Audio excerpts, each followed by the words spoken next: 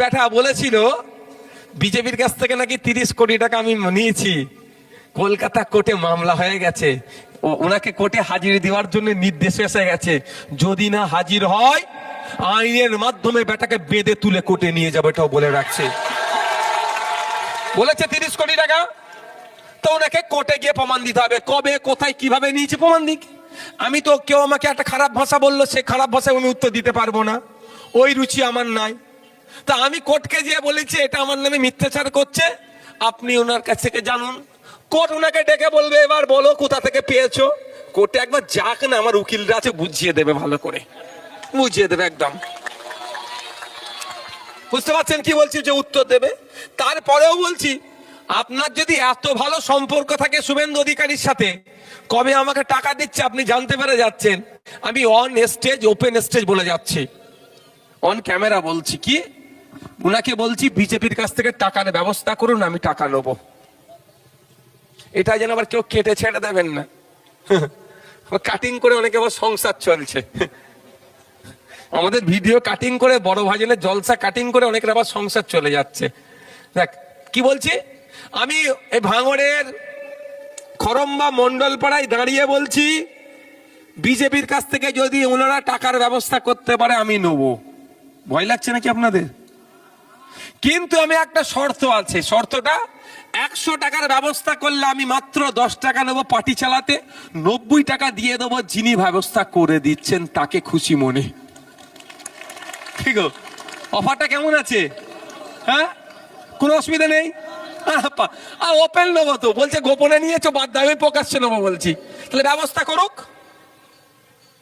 যে বিজেপি উত্তরপ্রদেশে নয়ডাতে 19 বছর 17 বছর ছেলেটি, একটি আদি দলিত ছেলে জন্মদিন পালন করার জন্য তাকে পিটিয়ে মেরে দিল, যে বিজেপি যেতে, যেই বিজেপির ওখানে তথাকথিত উচ্চ বর্ণের মন্দিরে পিছিয়ে বর্গের একটি বাচ্চা পানি পান করেছিল বলে পিটিয়ে মেরে দিয়েছিল, যেই বিজেপি সাম্বাল মসজিদে আপনার সার্ভের নামে 5টি ছেলেকে গুলি করে মারলো, যেই বিজেপি গুজরাটের বিলকিস বানুকে যারা ধর্ষণ করেছে মালা পরালো, যেই বিজেপি কলকাতার এই প্যাটিস বিক্রেতাকে যারা মারধর করেছে জামিন পড়ে তাকে মালা পরালো, সেই বিজেপি নাকি নওশাদ সিদ্দিকীকে টাকা দেবে। বুঝতে পারছেন?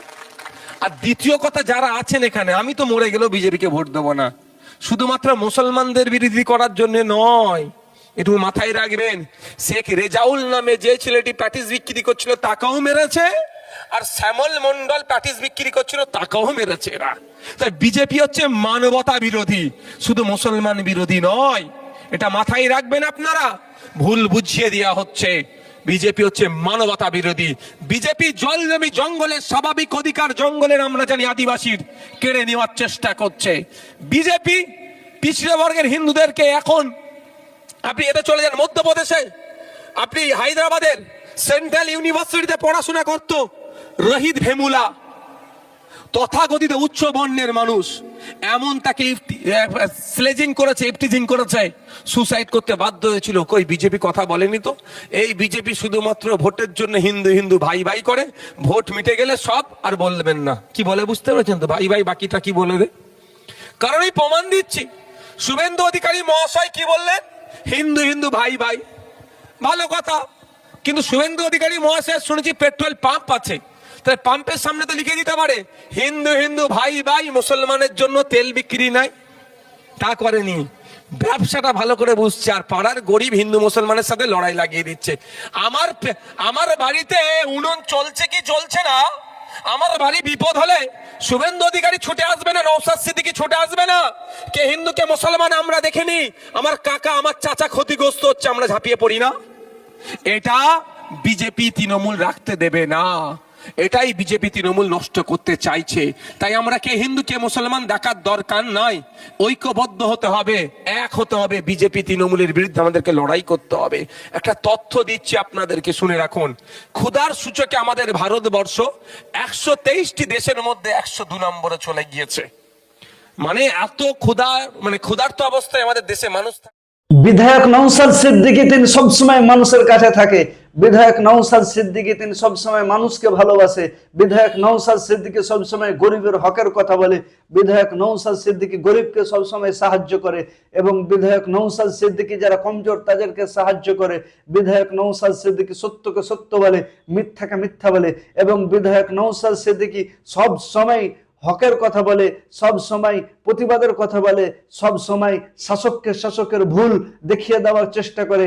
বিধায়ক নওশাদ সিদ্দিকী পশ্চিমবঙ্গে হিন্দু, মুসলমান, দলিত, আদিবাসী, রাজবংশী, কুমড়ি সকলকে মিলেমিশে রাখার এবং সাথে থাকার চেষ্টা করে।